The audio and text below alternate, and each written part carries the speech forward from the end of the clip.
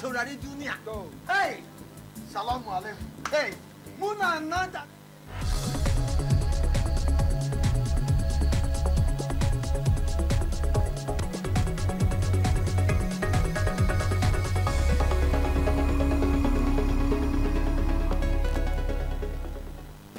Ouagadougou est apparue ce samedi la capitale du cinéma africain et cela jusqu'au 7 mars. En effet, la 24e édition du FESPACO, le Festival panafricain du cinéma, vient de s'ouvrir. Précision dans ce journal.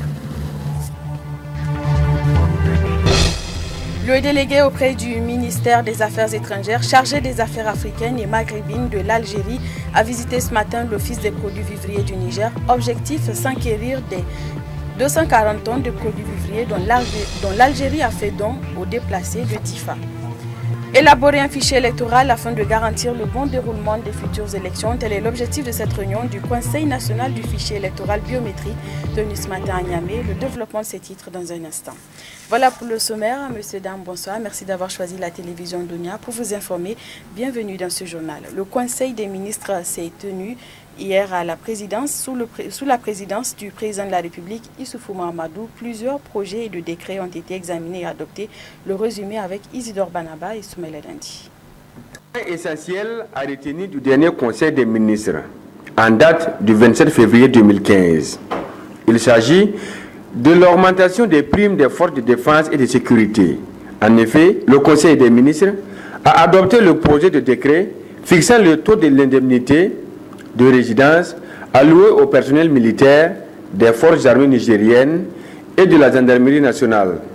Ces indemnités de logement, d'eau et d'électricité visent à améliorer les conditions de vie des forces armées nigériennes.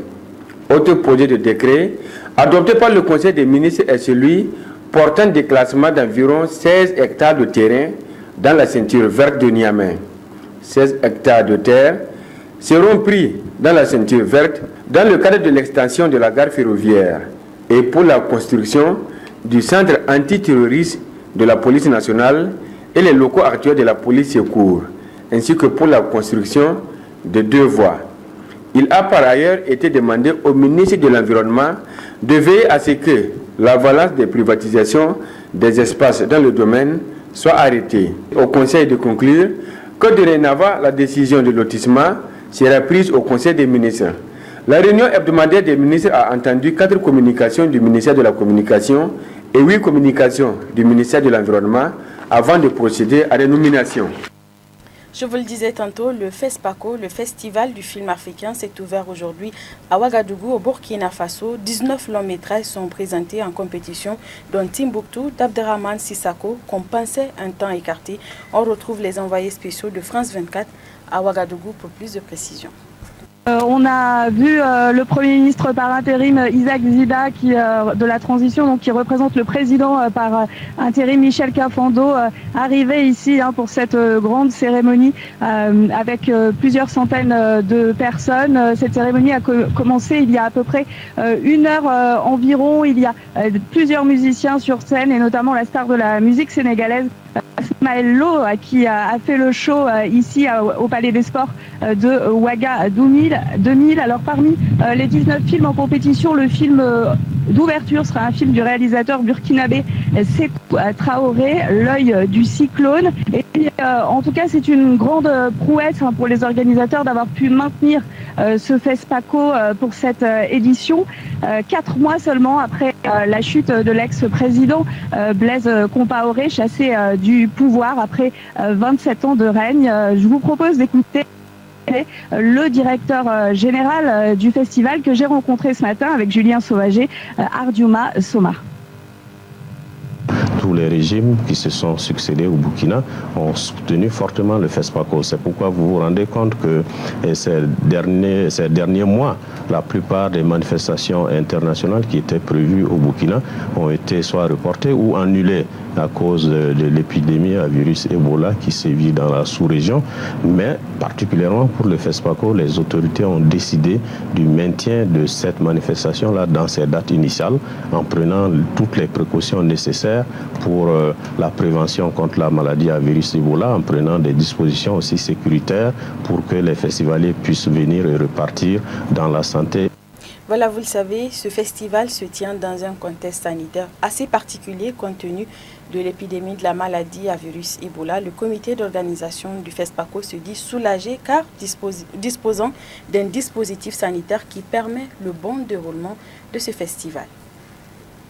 Concernant la fièvre Ebola, évoquée à l'instant par le directeur général du FESPACO, les mesures d'hygiène ici sont tout à fait respectées et il faut rappeler qu'aucun cas n'a frappé le Burkina Faso. Du point de vue sécuritaire, après des hésitations, vous l'avez Timbuktu sera bien diffusé au FESPACO. Et alors on a constaté quand même que pour la première fois, deux portiques de sécurité ont été installés ici avant d'entrer au Palais des Sports de Ouaga 2000. On nous a dit qu'il y aurait des contrôles accrus, des contrôles renforcés pour vérifier les tickets et les badges, les accès dans les salles de cinéma. Et puis vous voyez, cette cérémonie a été délocalisée en fait à 20 minutes du centre-ville de Ouagadougou, dans ce quartier de 2000, dans ce palais des sports derrière moi qui est un espace fermé. Alors c'est vrai qu'il n'y a pas la même ambiance populaire qu'à l'accoutumée quand cette cérémonie se tenait au stade du 4 août. Le principal défi, ça reste l'organisation parce que jusqu'à samedi prochain, pour les organisateurs, toutes catégories confondues, 134 films seront projetés au FESPACO. Or, il n'y a que 7 salles de cinéma en activité à Ouagadougou en ce moment et ça, c'est un réel casse-tête.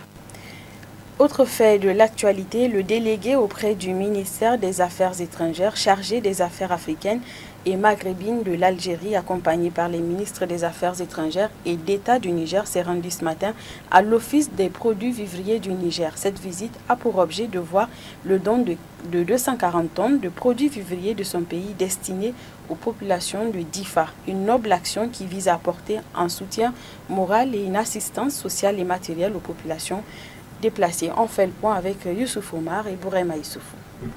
Après l'appel du Niger pour venir en aide à la population de Difa meurtrie par les attaques de Boko Haram, la République algérienne n'a pas attendu beaucoup de temps pour se manifester à travers cette aide en aliments, riz, sucre, huile de cuisine, lait, tomates, haricots. À mission au Niger, l'envoyé spécial du président algérien Abdul Kader Messahel s'est rendu à l'Office des produits vivriers du Niger pour visiter les produits et réaffirmer le soutien de l'Algérie à la République sœur du Niger. Cette hospitalité légendaire connue chez le peuple du Niger, qui malgré les difficultés que connaît ce pays, des difficultés que nous connaissons tous, a néanmoins d'abord reçu ces réfugiés sur son territoire et ensuite leur a procuré l'aide attendue. Donc je dirais que ce n'est pas une opération uniquement algéro-nigérienne, c'est une opération triangulaire. Donc nous lançons un appel également, je joins la voix de l'Algérie à celle du président Youssoufou. Donc cet appel de Bosso doit être réalisé concrètement et cet appel est lancé à la communauté internationale et surtout aux pays donateurs qui ont l'habitude de venir en aide. Je crois que c'est une marque de solidarité envers le Niger, envers les populations déplacées du Nigeria. Ce don est destiné à la population de Difa et des déplacés nigériens qui ont fui les menaces de la nébuleuse Boko Haram. C'est un soulagement pour la ministre des Affaires étrangères nigérienne de recevoir cette aide. Et je voudrais, au nom des populations de Difa, au nom du gouvernement du Niger, remercier très sincèrement la République sœur de l'Algérie et particulièrement son ministre des Affaires maghrébines et africaines qui est venu personnellement constater l'effectivité de ce don à l'endroit de la République du Niger dans le cadre du programme d'urgence DIFA. 540 tonnes de vivres ont été promises par l'Algérie. 240 ont été réceptionnées. Les 300 tonnes restantes viendront incessamment. La semaine prochaine, le don reçu ira à l'endroit des bénéficiaires. Je l'annonçais tantôt dans les titres, ouverture ce matin à la primature d'une réunion du Conseil national du fichier électoral biométrique. L'objectif étant d'échanger sur l'élaboration d'un fichier électoral visant à garantir le bon déroulement des futures élections. Seyni Mekido Gébril, Issa Hassan pour plus de précisions. Partis au pouvoir, ceux de l'opposition et partis non affiliés se sont réunis autour du Premier ministre Brigitte Raffini en présence du ministre de l'Intérieur et celui de la Justice lors de cette réunion du Conseil national du fichier électoral biométrique. Objectif, échanger sur l'élaboration d'un fichier électoral pour les futures élections. Pour ce faire, 3 points ont été inscrits à l'ordre du jour. Il s'agit de l'adoption du compte rendu de la réunion précédente, de l'examen et l'adoption de l'avant-projet de texte modifiant la loi numéro 2014-3 du 15 avril 2014 portant création, attribution, organisation et fonctionnement de la Commission électorale nationale indépendante CENI. Et enfin, l'examen des avant-projets du chronogramme et du budget du comité national chargé du fichier électoral biométrique. Après les échanges, la réunion a abouti aux conclusions suivantes. Les échanges que nous avons eus ont été très riches et je vous en remercie infiniment. Ils sont empreints de courtoisie et de fraternité et c'est dans cet esprit que nous devons continuer, à mon avis, notre mission. Au niveau des résultats, des conclusions, des points qui ont été examinés, nous avons convenu, après examen, donc dans un premier temps, pour le premier point, de noter et de prendre acte des propositions qui ont été faites au niveau de la loi portant création et fonctionnement de la CENI, propositions qui doivent nous permettre, une fois qu'elles sont adoptées par les différentes instances compétentes, le gouvernement et l'Assemblée nationale, de permettre au CEFEB de réaliser dans les délais un fichier au plus tard en fin octobre. Je crois que là, il s'agit pour les membres du CEFEB de s'assurer de ce que toute la rigueur sera de mise afin de parvenir à cet objectif, à atteindre cet objectif. Donc un fichier classique élaboré sur la base d'un recensement porte à porte. Donc c'est cette conclusion donc, que nous tirons de ce premier point. Quant au deuxième point, il nous a été soumis là également un projet de chronogramme des activités et de budget. Là également, nous prenons acte de ce chronogramme qui nous amène, en tout cas, selon les exposés qui ont été faits, selon les débats qui ont été menés, qui nous donne des indications précises sur toutes les actions à mener, nous permettant de disposer dans les délais, tels que nous les avons souhaités, d'un fichier électoral.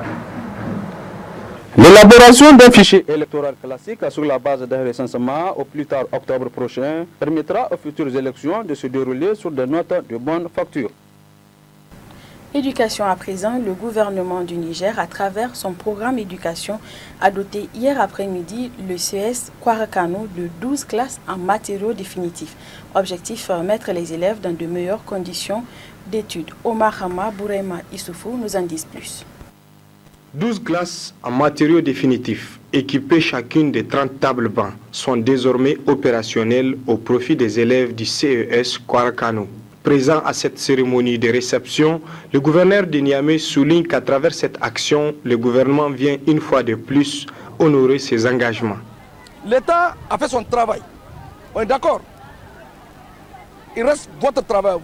La balle est dans votre camp. Et je souhaite que, après les examens, que le CEG 25 soit parmi les premiers de la région de Niamey. Si vous le faites, vous avez gagné le combat.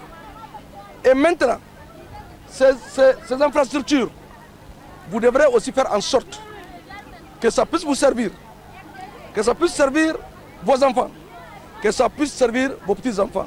Et pour cela, qu'est-ce qu'il faut faire? Il faut en prendre soin. Donc il faut préserver. La table n'a pas été faite pour danser dessus.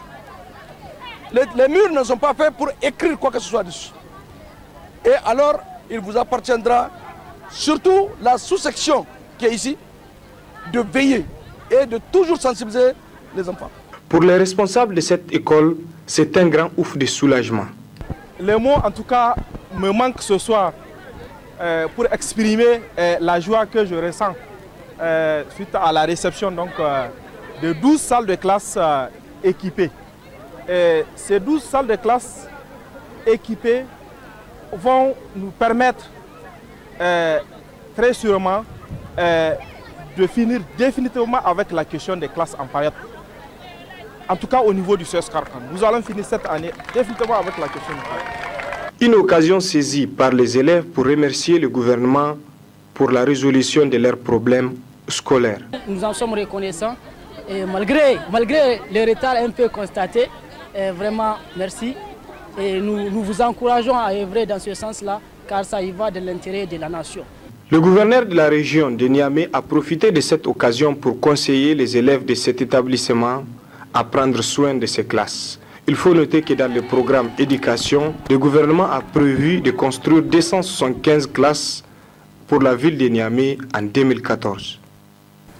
Autre aspect de cette édition, le président du conseil de ville de Niamey a effectué ce matin dans l'arrondissement communal Niamey 5 une visite de terrain. Objectif, visiter le site de construction d'un immeuble de 3 niveaux appartenant à l'opérateur économique Al-Hajj Mohamedou Suleiman, nigérien résident en Libye. À travers ce projet, cet opérateur économique entend contribuer à la mise en œuvre du programme Niamey Niala. Murtala Zuberou, Sambozamo pour le compte-rendu. Mieux découvrir le terrain de construction des briques et pavés qui s'étend sur 60 000 hectares et s'enquérir de l'état d'avancement des travaux de cet immeuble situé dans le 5e arrondissement communal de Niamey.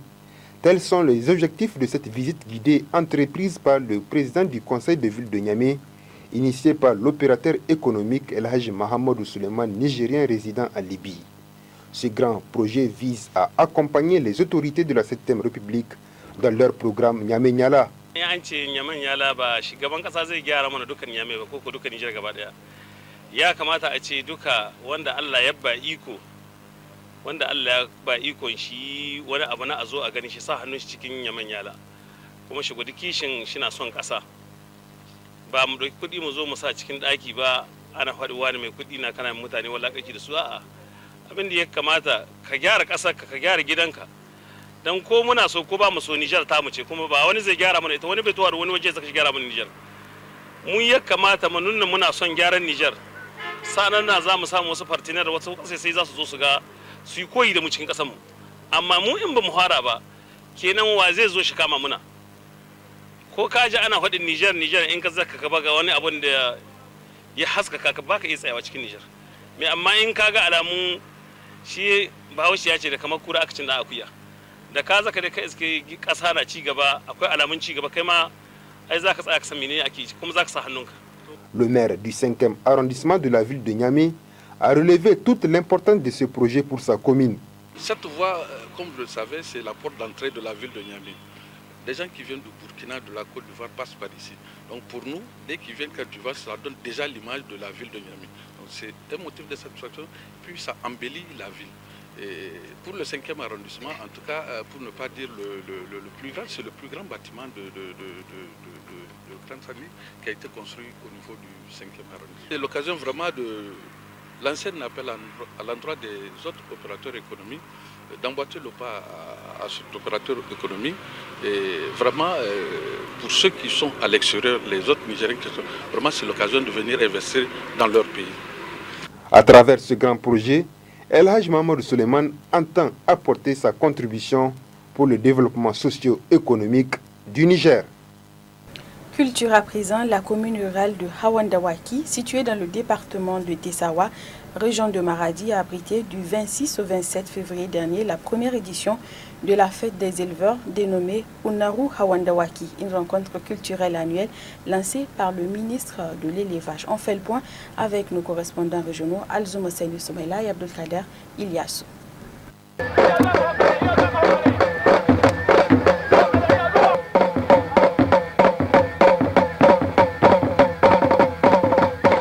Rencontre annuelle axée autour des valeurs de la culture des éleveurs peuls de la bande sud de la région de Maradi. La première édition du festival Unaru Hawandawaki s'est déroulée du 26 au 27 février 2015 dans la commune rurale de Hawandawaki, un site agro-pastoral sous le thème agriculture, élevage et diversité culturelle au service de la paix et du développement. Cadre de brassage culturel, le festival Unaru Hawandawaki vise le renforcement de la cohésion sociale entre les populations agro-pasteurs qui peuplent cette bande sud de la région de Maradi. Cet événement à haute valeur culturelle au cours duquel seront développées des thématiques relatives au pastoralisme, la transhumance et les grandes orientations économiques et sociales dans le secteur de l'élevage a été officiellement lancé par le ministre de l'Élevage qui a souligné l'importance de tels rassemblements pour l'unité et la cohésion nationale. Les rassemblements d'éleveurs, par la forte mobilisation des pasteurs et agropasteurs dans leur diversité ethnique et culturelle, sont des symboles fédérateurs et constituent un socle sur lequel il est possible de construire un espace de paix, de liberté et de stabilité. Vous me permettrez alors de féliciter et remercier très sincèrement les promoteurs de cette fête pour la précieuse contribution qu'ils apportent au processus de renforcement de la cohésion sociale et de la consolidation de la paix dans notre pays. Pour les promoteurs de l'événement, en l'occurrence le président du conseil régional de Maradi, Pat Bala, ressortissant de la commune et l'association pour la redynamisation de l'élevage au Niger à Rennes, Unaru est une fête longtemps méritée par les éleveurs de la commune rurale de Hawandawaki. La première édition de Unaru Hawandawaki, à l'instar de toutes les fêtes des éleveurs, est un rendez-vous du donner et du recevoir qui donne l'occasion aux autorités de s'entretenir avec les populations sur leurs préoccupations en vue de leur trouver des solutions idoines. Cette fête, comme l'indique le terme si haut énoncé, se veut être un creuset de réflexion et d'échange entre les communautés d'agriculteurs et d'éleveurs qui peuplent depuis la nuit de temps la commune rurale de Hawandawaki. Si les pasteurs mobiles peuvent bien se réjouir chaque année des retrouvailles à Ingal, à Akadani, à Ego, les agro-pasteurs désormais à Hawandawaki pourront célébrer le succès et l'originalité de l'intégration agriculture-élevage comme modèle d'interdépendance et de cohésion entre les deux modes de production dont les intérêts ne sont ni contradictoires ni antagoniques mais absolument complémentaires. AREN, en tant qu'association des éleveurs pasteurs et agro-pasteurs, est dans son rôle de faire la promotion de la culture pastorale et agro-pastorale. Marqué par des courses de chevaux et de chameaux, de diverses pratiques culturelles comme le charreau, des concours de beauté et défilés traditionnels, la première édition du festival Unaru Hawandawaki a été à la hauteur des attentes de l'ensemble des acteurs. Les 3 premiers gagnants de chaque discipline ont été récompensés par des prix d'encouragement assurés par les principaux sponsors de la fête. En marge de cette rencontre culturelle, le ministre a officiellement remis les clés de l'ambulance médicalisée offerte par l'État au CSU de la commune de Hawandawaki. Une ambulance accompagnée par un lot de médicaments donnés gracieusement par le président du conseil régional de Maradi. Voilà, c'est la fin de ce journal sur Dunia TV. Merci de vous informer avec nous. Restez fidèles.